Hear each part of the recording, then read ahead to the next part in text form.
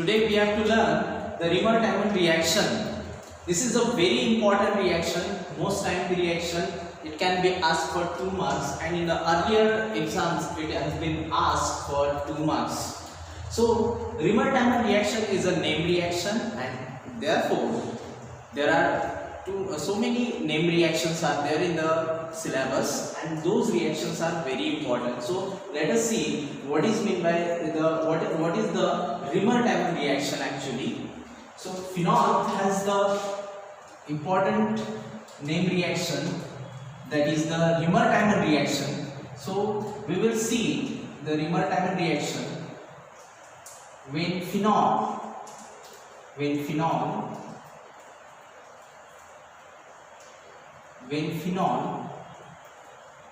reacts with chloroform CHCl3.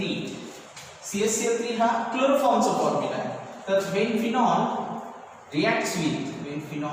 reacts with chloroform in the aqueous NaOH medium. This is a basic medium. NaOH is a base.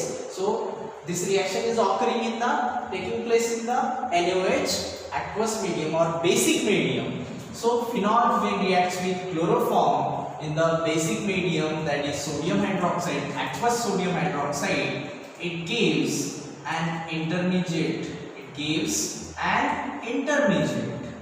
So intermediate is like this. हा जो intermediate बनेल तो अशा प्रकारचा असेल ONA आणि इथे CHCl2. So this is the intermediate that is obtained.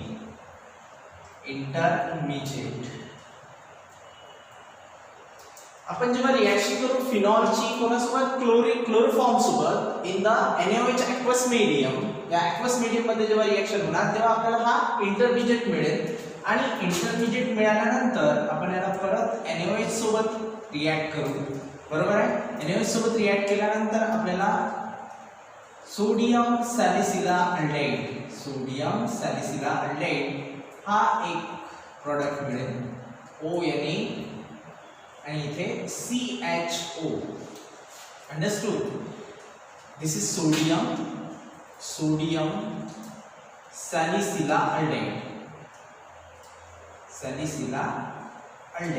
नाव थोडं वेगळं आहे, सॅलिसिला अल्डेट. बरोबर आहे. तर सोडियम सॅलिसिला अल्डेट याचं ऍसिडिफिकेशन केलं किंवा ऍसिड हायड्रोलिसिस केलं आपण H+H2. टेक्स्टबुक मध्ये तुम्हाला इथे H3O पॉझिटिव्ह दिसेल, तर H3O पॉझिटिव्ह लिहिलं तरी चालते, कारण याचा मिनिंग असतो होते H3O पॉझिटिव्ह. तर H+ आणि H2 तर काय होणार की या ठिकाणी आपल्याला काय मिळून जाणार, इथे मिळेल आपल्याला सॅलिसिला अल्डेट OH आणि इथे CHO प्लस NaOH. हे नाही लिहिलं तरी चालेल, पण NaOH मिळेल. तर हा जो आहे दिस इज सॅलिसिला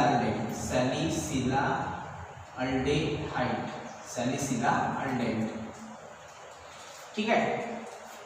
ऑर्थोहायड्रॉक्सीबेन्झाल्डेट पण म्हणू शकतो आपण त्याला, ऑर्थोहायड्रॉक्सीबेन्झाल्डेट. तर ही रिएक्शन आहे. ही रिएक्शन मला 2 मार्क्स साठी विचारू शकते मिनिमम. ठीक आहे. तर या रिएक्शन मध्ये काय झालं की फिनॉल आपण क्लोरोफॉर्म सोबत रिएक्ट केला, तर क्लोरोफॉर्म सोबत रिएक्ट केल्यानंतर काय झालं, इथे CHCl2 इंट्रोड्यूस झाला आणि इथे H हा NaOH मुळे रिप्लेस झाला आणि इथे काय आला Na. त्यानंतर परत NaOH ची ऍक्शन केली तर आपल्याला सोडियम सॅलिसिला अल्डेट मिळते या इंटरमीडिएट पासून, आणि याचं ऍसिडिफिकेशन जर केलं तर आपल्याला सॅलिसिला अल्डेट मिळेल. तर हे जे रिएक्शन आहे हे इतके इझिली आपल्याला लक्षात नाही येणार, म्हणून याचा थोडं मेकॅनिझम आपण पाहू जे इम्पॉर्टंट नाही आहे 12th बोर्ड साठी. बरोबर आहे. 12th बोर्ड एक्झाम साठी मेकॅनिझम इम्पॉर्टंट नाही, पण ते तुम्हाला एंट्रन्सेस मध्ये अगदी महत्त्वाचं आहे. तर let us see what is the mechanism of this reaction. He reaction कशी झालेली आहे ते बघायचं आहे. तर आता सपोज आपल्याजवळ काय आहे, फिनॉल आहे आणि CHCl2 आहे. तर CHCl2 पासून एक इलेक्ट्रोफाइल तयार होते, तो इलेक्ट्रोफाइल इथे सबस्टिट्यूट होते, इलेक्ट्रोफिलिक सबस्टिट्यूशन म्हणू आपण याला. आता आपण इलेक्ट्रोफाइल CHCl3 पासून म्हणजेच क्लोरोफॉर्म पासून कसं तयार होते, तर क्लोरोफॉर्मला लिहिता येईल CH, Cl आणि इथे सुद्धा Cl. हा आहे क्लोरोफॉर्म. This is chloroform. या ठिकाणी 4 सिग्मा बॉन्ड असल्यामुळे क्लोरोफॉर्म मध्ये कार्बनचं हायब्रिडायझेशन असते sp3. लक्षात ठेवायचं क्लोरोफॉर्म आहे. आता क्लोरोफॉर्म सोबत आपण काय ऍड करत आहे रिएक्शन मध्ये NaOH इज अ बेस आणि बेस जो असते NaOH, या NaOH मधून आपल्याला OH- हे आयन्स मिळत असतात. बेसिक मीडियम जेव्हा दिल्या जाते रिएक्शन मध्ये तेव्हा बेसिक मीडियम मध्ये आपल्याला काय मिळतात OH- आयन. NaOH मधून काय मिळतात OH- आयन.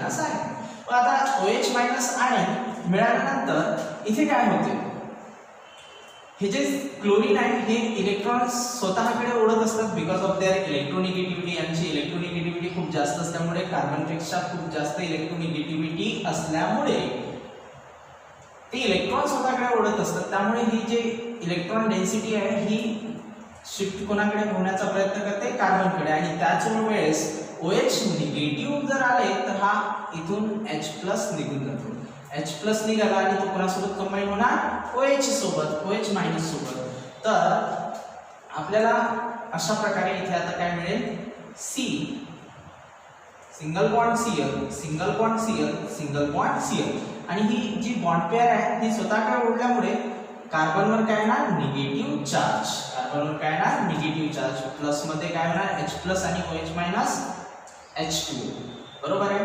आता पुढे काय होते, तर हा जो आहे इथे निगेटिव्ह चार्ज आल्याबरोबर हा जो Cl आहे, वन ऑफ द 3 Cl पैकी एक Cl काय करेल, ही जे बॉन्ड पेअर आहे ती स्वतःकडे ओढून घेईल आणि स्वतःकडे ओढल्यामुळे काय होणार इथे 2 Cl राहणार, 2 Cl. आणि हा जो निगेटिव्ह चार्ज आहे हा कोण ओढून घेते Cl निगेटिव्ह. बरोबर आहे. म्हणून इथे फक्त काय आहे 2 इलेक्ट्रॉन आहे. काय आहे 2 इलेक्ट्रॉन. तर हा एक इंटरमिजिएट तयार होते, याला आपण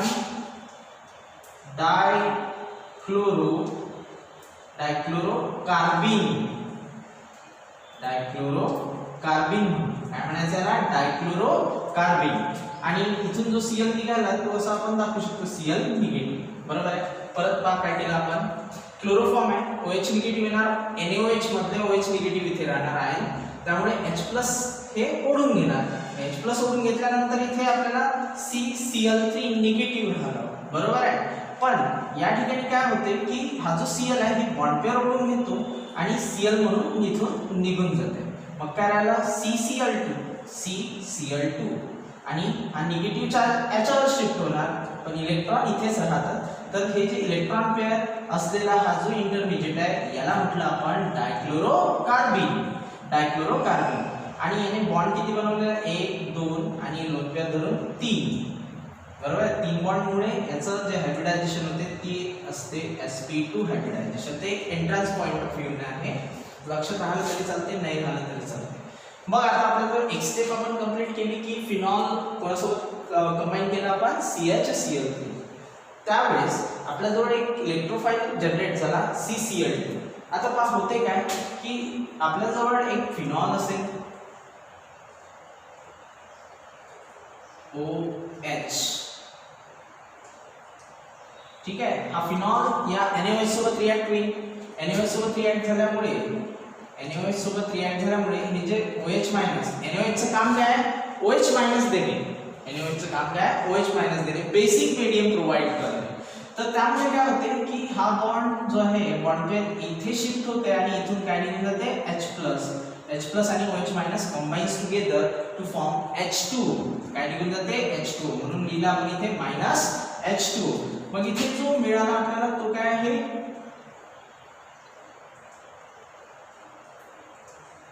फिनॉक्साइड आयन. याला म्हणतो आपण phenoxide ion. This is phenoxide ion. हा फिनॉक्साइड आहे. Phenoxide ion is more reactive than phenol. Phenol पेक्षा हा जास्त रिएक्टिव्ह आहे. बरोबर आहे. आता रिएक्टिव्ह का बरं आहे, रिएक्टिव्ह म्हटल्यापेक्षा फिनॉल हा स्टेबल आहे. बरोबर आहे. फिनॉल पेक्षा फिनॉक्साइड आयन स्टेबल आहे. आता होते काय की हा जो निगेटिव्ह चार्ज आहे तो इथे शिफ्ट होते आणि इथे शिफ्ट होते आणि ही बॉन्ड पेअर या ठिकाणी शिफ्ट होते, रेझोनन्स होते। रेझोनन्स झाल्यामुळे काय होणार, रेझोनन्समुळे हा जो निगेटिव्ह चार्ज आहे, निगेटिव्ह चार्ज इथे आला तर इथे ऑक्सिजन आणि कार्बन मध्ये काय बनला, डबल बॉन्ड। ऑक्सिजन आणि कार्बन मध्ये काय बनला, डबल बॉन्ड, बरोबर आहे। निगेटिव्ह चार्ज इथे शिफ्ट झाल्यामुळे काय झाला, इथे डबल बॉन्ड तयार झाला आणि हा बॉन्ड पेअर इथे शिफ्ट झाल्यामुळे इथे काय ना, निगेटिव्ह चार्ज आणि हे बॉन्ड्स ऍट इज, बरोबर। मग आता काय होते की हा जो आपला डायक्लोरोकार्बन आहे, इथे ना डायक्लोरोकार्बन Cl आणि याच्याजवळ काय आहे, एक लोन पेअर। आता पहा याच्याजवळ इलेक्ट्रॉन्स किती आहे, 1 2 2 4 आणि 2 6, म्हणजे टोटल 6 इलेक्ट्रॉन आहे, टोटल 6 इलेक्ट्रॉन आहे विच आर लेस दॅन 8, म्हणून हा लेविस ऍसिड म्हणून काम करेल। लेविस ऍसिड म्हणजे हा निगेटिव्ह चार्ज ऍक्सेप्ट करून घेईल, इलेक्ट्रॉन ऍक्सेप्ट करून घेईल, बरोबर आहे।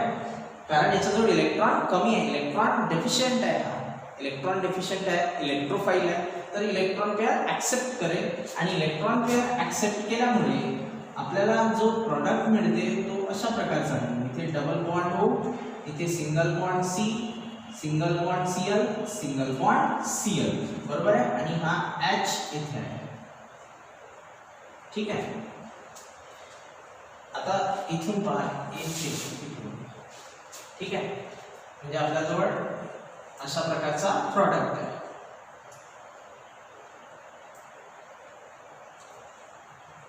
इथे पहा तो प्रोडक्ट मी इथे परत लिहित आहे, इथे डबल बॉन्ड O H आणि इथे C, single bond Cl, single bond Cl। आता होते काय इथे की ही जी बॉन्ड पेअर आहे ही परत इथे शिफ्ट केल्या जाते, बरोबर आहे, ही शिफ्ट केल्या जाते, इथे निगेटिव्ह चार्ज आला, इथे काय ना, निगेटिव्ह चार्ज का बरं, हा निगेटिव्ह चार्ज याला देण्यात आला, बरोबर आहे, म्हणून इलेक्ट्रॉन याला डोनेट केला गेला, म्हणून हा याच्यावर काय ना, निगेटिव्ह चार्ज जो इथे दाखवलाय, हा निगेटिव्ह चार्ज आल्यामुळे ही जी बॉन्ड पेअर आहे हायड्रोजन आणि कार्बन मधली ही जी बॉन्ड पेअर आहे ती कार्बन कडे परत शिफ्ट केली जाते आणि इथून काय रिलीज होते, H+, तो H+ कोणावर अटॅक करेल, या C निगेटिव्ह वर। त्याच्यापुढे काय होईल, बॉन्ड पेअर इथे आल्यामुळे ही बॉन्ड पेअर परत ऑक्सिजन वर जाणार, बरोबर आहे। मी परत एक वेळा तुम्हाला समजून सांगतो, हे पहा इथे पहा,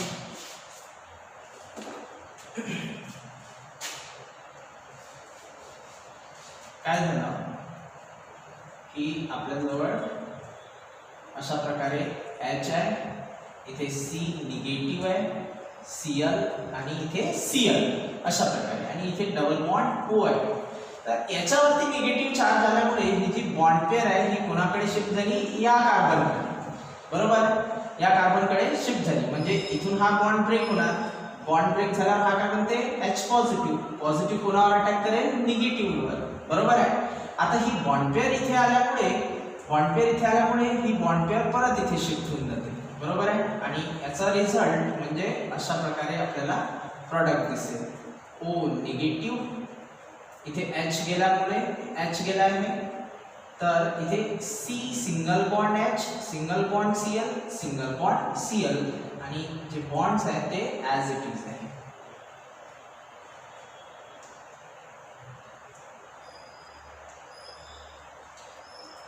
बॉन्ड्स असे आहेत, बरोबर आहे। तर याचा जो प्रोडक्ट आहे, नेक्स्ट प्रोडक्ट, तो अशा प्रकारे लिहू आपण, O negative, C H, single bond Cl, single bond Cl, आणि हा बॉन्ड अशा प्रकारे राहणार, हा बॉन्ड अशा प्रकारे राहणार, ठीक आहे। यावर आणखी आपण जर बेसिक मीडियम मध्ये NaOH जर अटॅक केला, बरोबर आहे, NaOH जर ऍड केलं तर NaOH मुळे काय होईल, सबस्टिट्यूशन होईल, न्यूक्लियोफिलिक सबस्टिट्यूशन होईल, OH Cl is replaced by OH, म्हणजे अशा प्रकारे आपल्याला हे दिसून येणार, O निगेटिव्ह, इथे C single bond H, single bond OH, single bond OH। बघा मी काय म्हटलेलं आहे की Cl is replaced by OH, twice NaOH घेतलं ना आपण इथे, तर NaOH मध्ये काय निघत असते, काय जनरेट करते, तो OH निगेटिव्ह आहे, तर Cl negative is replaced by OH negative, असं दोन वेळा होणार, 2 Cl 2 OH ने रिप्लेस होणार, तर इथे काय येते OH. पण एक लक्षात ठेवायचं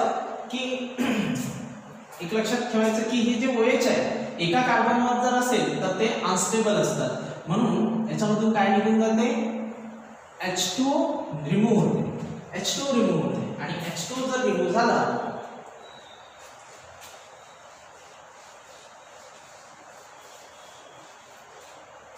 हा जो कंपाऊंड आहे तो मी इथे लिहितो.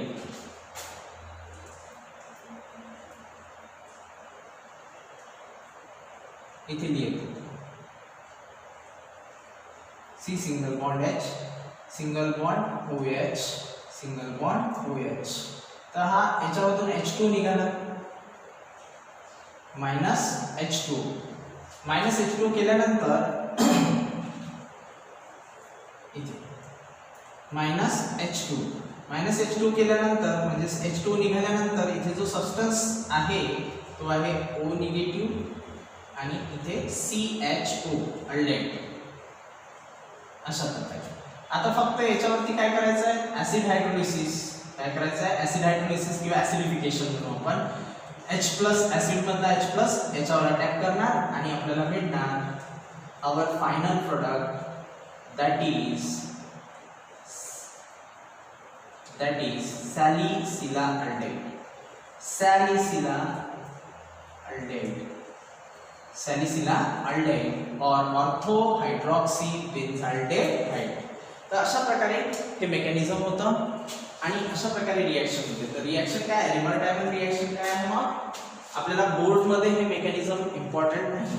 रिएक्शन महत्त्वाची आहे. रिएक्शन काय आहे, phenol will reacts with chloroform in the aqueous NaOH medium. When phenol reacts with chloroform in the aqueous NaOH medium, it gives intermediate which on acid hydrolysis gives the salicylaldehyde. ठीक आहे. तर अशा प्रकारे त्यानंतर परत एकदा रिएक्शन आपण बघूया.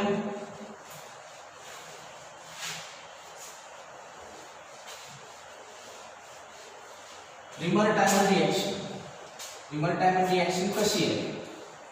जर तुम्हाला कोणी विचारलं की रिमर-डायमंड रिएक्शन कशी आहे, तर सांगायचं की फिनॉल घ्यायचं, हळूशी फिनॉल घ्यायचं. This is phenol when reacts with chloroform CHCl3 in the aqueous NaOH medium,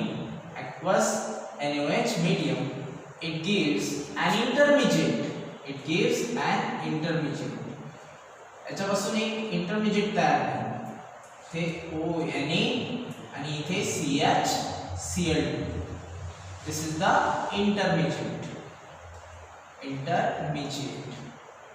आता काय करायचं, फिनॉल क्लोरोफॉर्म सोबत रिएक्ट केल्यानंतर आपल्याला काय मिळाला, इंटरमिजिएट मिळाल्यानंतर इथे काय घेतलं आपण, NaOH. परत NaOH सोबत हा इंटरमिजिएट रिएक्ट होणार आणि आपल्याला मिळणार, we will get here sodium salicylate. याला आपण म्हणू सोडियम सॅलिसिलाल्डेहाइड. याचं ऍसिडिफिकेशन किंवा ऍसिड हायड्रोलिसिस जर केला आपण तर आपल्याला मिळते मेन प्रोडक्ट दॅट इज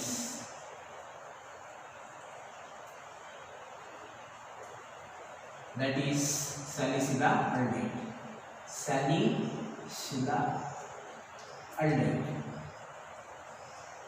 सॅलिसिलाल्डेहाइड और ऑर्थोहायड्रॉक्सीबेन्झाल्डेहाइड.